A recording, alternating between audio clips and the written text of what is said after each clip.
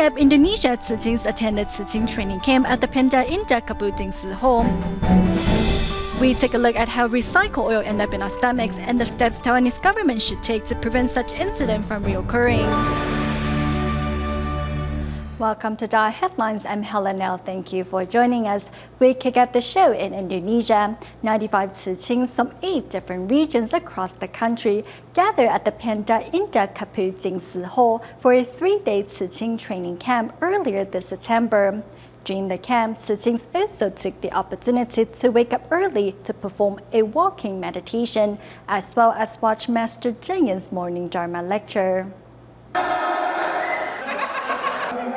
Day 1 of their training seminar, an icebreaker helps Chings from 8 different regions get to know each other a bit better. To further their understanding of the qualities and attributes of a Ching, 4 students from Sriwijaya University seized the opportunity to take part in this camp. Tentunya di mana aku ngelihat di mana Ching itu merupakan ladang. Joining the Ching club and doing good deeds to cultivate blessings is something we should share with other people our age. Most of my varsity friends only know how to have fun, but spend too little time on volunteer work. Dimana kita jarang ketemuin, dimana kita bisa aksi sosial. Master sangat hebat ya karena bisa ngumpulin seluruh. The master is truly incredible. The Tzu family is made up of volunteers of different religions, ethnicity, and race, all walking on the Tzu path. It is really amazing.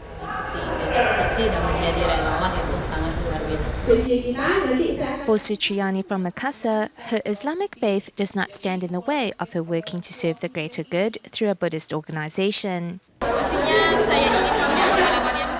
I want to deepen my understanding of Tzu Ching. Most importantly, I want to continue to pass down the Master's Dharma teachings.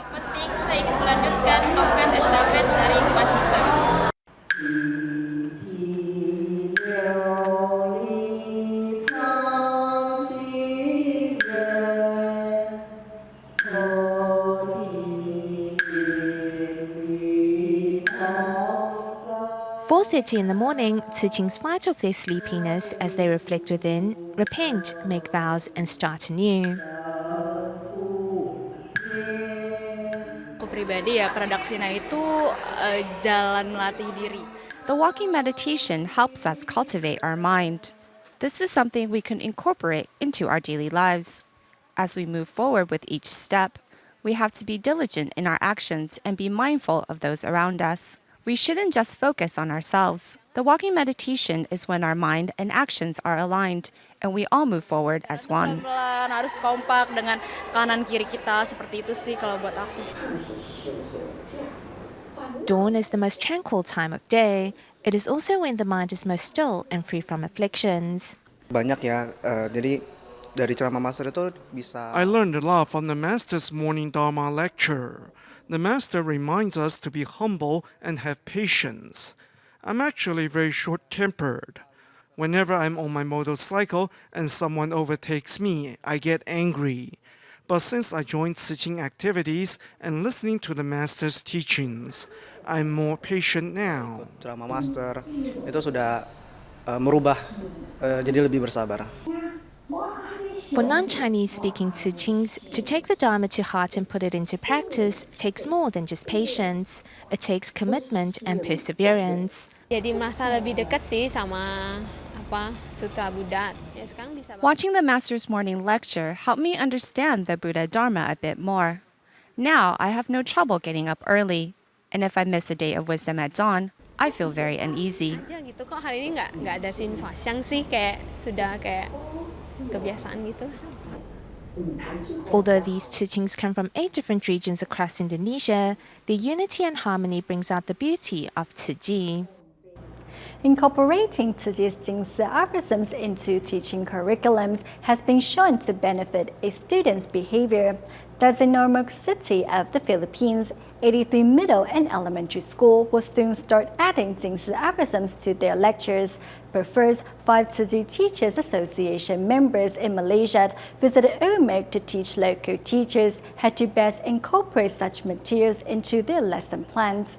Next, we look at a few of their activities before the seminar began. Di level info dia lah, Pak. Arriving in Ormoc City of the Philippines at night, the 5 Malaysian Tzu Chi Teachers Association members did not take time to rest, but instead hurried to visit a brick manufacturing site for the prefab houses with Tzu Chi volunteers. I'm really moved by this experience. From the start, they might have earned about $68, but slowly that amount can increase to over $2,000. It really goes to show people have unlimited potential. That's what I see here. The bricks made by the disaster survivors not only give them the opportunity to help rebuild their homes, but with the money they make, the residents' lives are improved as well. When I saw the reports on DaAi TV about Typhoon Haiyan, I felt awful about what had happened. However, coming here, I was happy to see that these residents have recovered from the disaster. These 5 teachers' journey to Ormoc City started by taking a 1 a.m. flight from Kuala Lumpur, Malaysia, to Manila of the Philippines. After arriving in Manila, they boarded a domestic flight to Cebu City. The teachers finally concluded the journey with a 3-hour boat ride to reach Ormoc City. The teachers hope that the Ching's aphorisms they will bring will ultimately be the spiritual sustenance that the disaster survivors are looking for. To facilitate the teaching of Jing's aphorisms to children, 2,000 volumes of the children's version of the book are heading towards the Typhoon Haiyan devastated region of Ormoc City. These books teach us Master Zhenyan's Dharma, and they are a way to cultivate seeds of compassion at a young age. It also helps us to understand Tzu Chi better. The book's long journey to Ormoc began with a 13-hour truck ride to Albay province, along with a boat ride to Samar Island, before finally reaching their destination. Before the book's arrival, Tzu Chi volunteers had already arrived in Ormoc and visited 33 middle and elementary schools. In total, 19,000 students will partake in the program.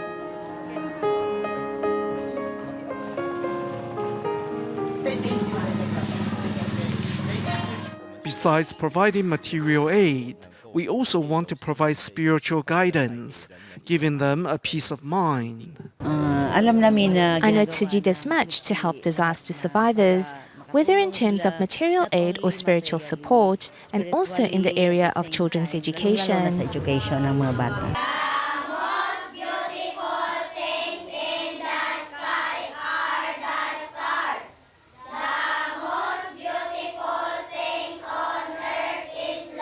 From first students, then to families, and finally society at large, volunteers hope this message of compassion will never cease. In Sunshine, New Taipei City, Tzu Chi volunteers work around the clock to assemble prefab housing for Typhoon Haiyan survivors in the Philippines. Among the volunteers, Ching is a familiar face as she brings her counterparts drinks on a daily basis.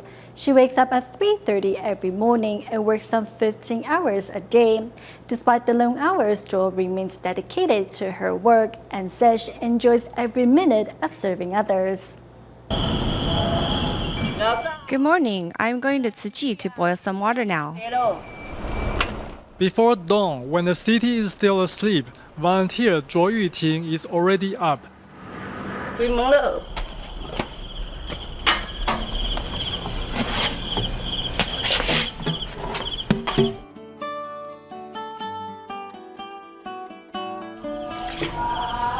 Nicknamed Sanxia's drink delivery man, every day Zhuo starts work at 3:30 a.m.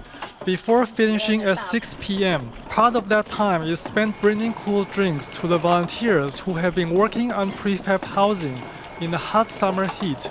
Zhuo Yuqing is pretty inspiring. In order to prepare drinks for the assembly workers, she comes in between 3 and 4 in the morning.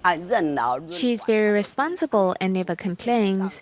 When the coffee is out, she will quickly refill it. I see her working all the time, and I am very moved. Whether it's cool herbal tea, thirst-quenching lemonade, or refreshing coffee, Zhuo is able to prepare them all. I've prepared roasted barley tea, Chinese herbal tea, lemonade, brown sugar water, Jing's tea, or plain water. I have prepared many barrels in order to serve everyone. Zhuo walks this path back and forth many times a day. Sometimes she scalds herself with hot water, but simply withstands the pain. Yes, you can't prepare good tea without working hard. Sometimes I burn myself and it scares me.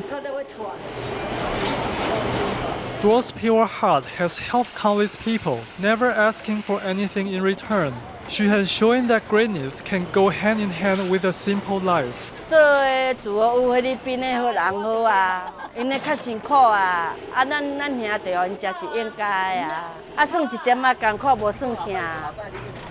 Chings of National Taipei University of Technology and Zhili Institute of Technology kickstarted the new school year by volunteering their time to assist with the assembly of prefabricated homes in Sanshan, New Taipei City.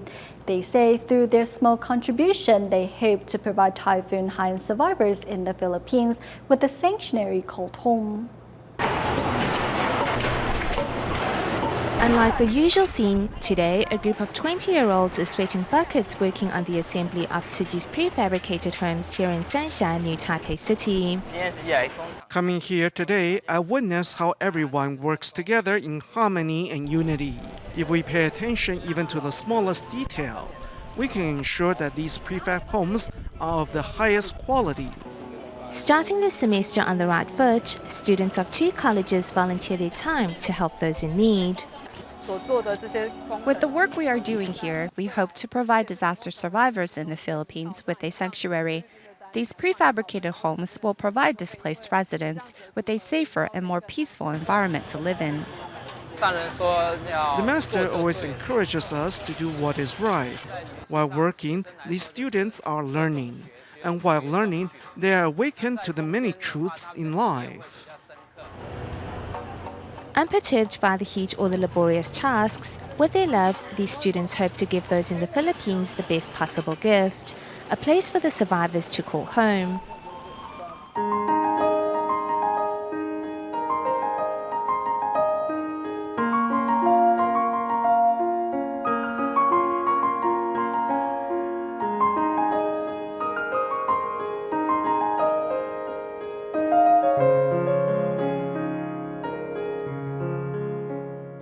In a world of rapid changes, creativity and ability to respond quickly can lead to success. However, the current educational system in Taiwan hardly focuses on helping students develop their creativity or interests. Next, meet 19-year-old documentary director Yang Yifan. Yang started filming documentary when he was just 14 years old as a way to try to figure out the educational system that he was in. Through filming, Yang has discovered the answer he was looking for. Here's more. When we start off, we lack the ability. However, we can learn from doing. 19-year-old Yang Yifan used 5 years to document the basic competence test in Taiwan as he hoped to find the purpose behind learning. While filming his documentary, he came across junior high school graduate Chen Lian. Our current society is a reflection of the education system 20 years ago. So society 20 years on will be a mirror of our current education system. When Yifan started filming his documentary, he was only 14 years old. While students of similar age focused on studying, Yang was already asking deeper questions.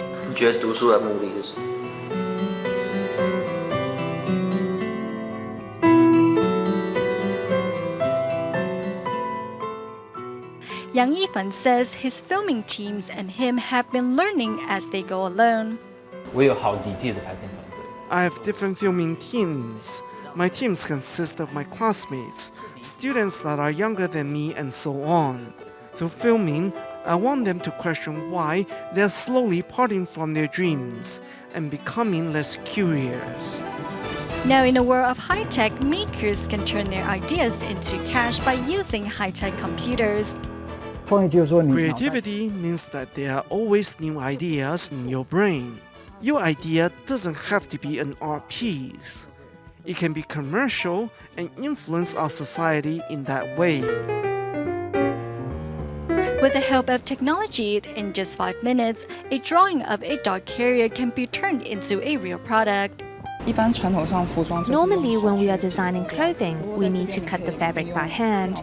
Here, we only need to draw designs on the computer, and then they can be made by using a laser cutting machine. Thanks to the help of technology, it is much easier for makers to transform their creativity into cash generators. We are not just here to help makers produce a prototype, but actually helping them to achieve their goals. For example, in 3 months, we will help them print out their products and then get them into the public eye, so they may find sponsors. Besides exchanging ideas, people here can even print out their designs by using a 3D printer. We want to strive for a shared economy, whether it is ideas, experience, expertise, or even machines. All of these can be shared. By incorporating concepts of a shared economy, young people can extend their creativity, which will eventually inspire them to design products that will change our society for the better. Unfortunately, after last year's food scandal, where illegal coloring agents and cottonseed oil were found to be added to cooking oil, Taiwan's government has yet to get a grip on the situation, as news of cooking oil made from recycled oil, grease, and leather cleaner broke out 2 weeks ago. How did recycled oil meant to be used for producing biofuel, soap, and animal feed end up in our stomachs? Here's our report. In Taiwan, a can of cooking oil, which comes in 18 liters, costs about 700 to 800 new Taiwan dollars. After it is used, it can be recycled for 15 NT per gallon, which means each can potentially has a value of 270 NT. Licensed recycling processors send out their trucks to collect the used oil. And with each truck hitting 20 shops a day, over 1 ton of recycled oil is collected daily per truck. The recycled oil is to be used as biodiesel, as mandated by the Ministry of Economic Affairs in 2007. The Environmental Protection Agency is to ensure all businesses with over 50 million NT in capital must recycle cooking oil, while government offices and schools are to submit the amount they recycle. In 2013, the EPA data showed the waste management collected 545 tons of recyclable oil from households, while 6,546 tons came from restaurant chains. Another 15,000 tons was submitted by other food companies, making the total collected to be some 20,000 tons. However, the EPA estimates that the country should be producing 7,000 to 80,000 tons of recyclable oil per year. So where does the other 60,000 tons go? As used oil still has many uses, it can be sold and traded. When that happens, the used oil is considered as improper waste, and the trading of improper waste is out of our jurisdiction. Used cooking oil can be turned into soap, biodiesel, and animal feed. 60% of the recycled oil used to be sold as biodiesel. However, the government halted the program this year, claiming vehicles using biodiesel seem to stall unexpectedly. This, however, creates a big problem for recycled oil processors. In Brazil, they are already using bioethanol. Some EU countries are also using 100% biofuel, but in Taiwan it is only at 2%, and the government still says this will damage vehicles.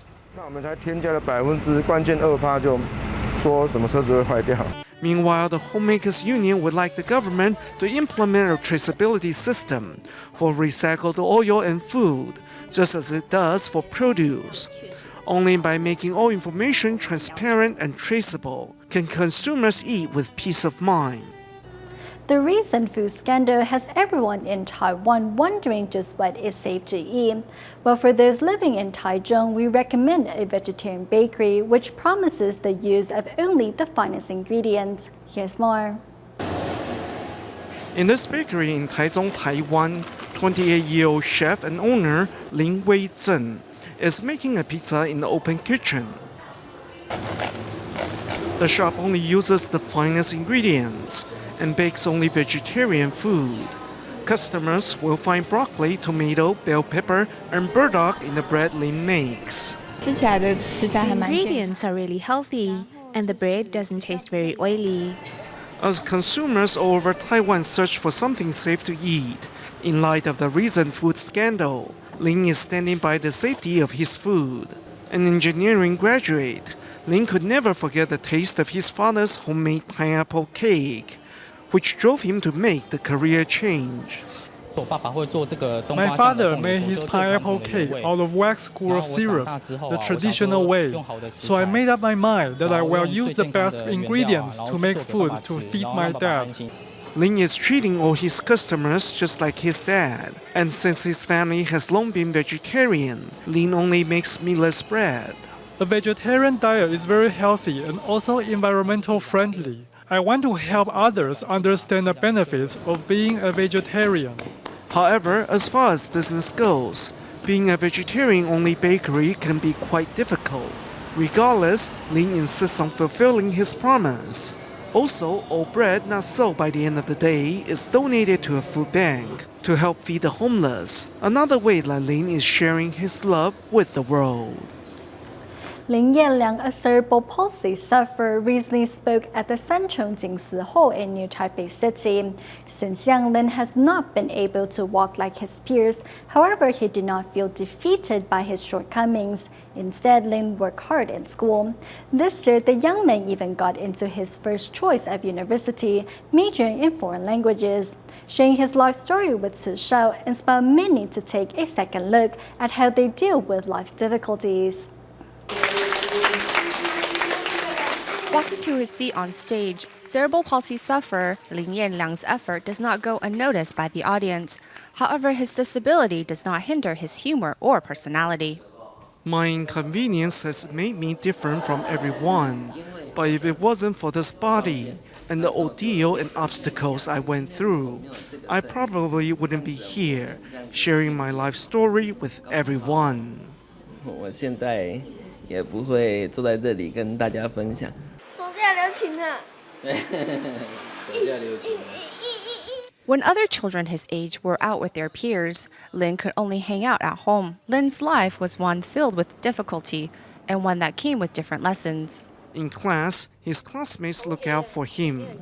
I think his ability to walk is not only a gift from the heavens, but also of his own determination and hard work. 他自己有勇敢，要好好去努力弥补上。 We need to work hard to open the windows that have been closed. We should try hard to make up for our deficiencies. 然后所以要去努力把它弥补起来。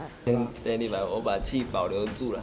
Lin shared with the audience that he got into his first choice of university, National Sun Yat-sen University, where he will major in foreign languages. In doing so, Lin used his own life as an inspiration for others to not give in to life's difficulties, but live life to the fullest, no matter what. We go to Japan at the end of the show. Tsuji Osaka office organized a Tsuji parent-child camp where children learn about environmental conservation, Chinese, and table manners. We'll leave you with these images. Thank you for watching DaAi Headlines. Goodbye.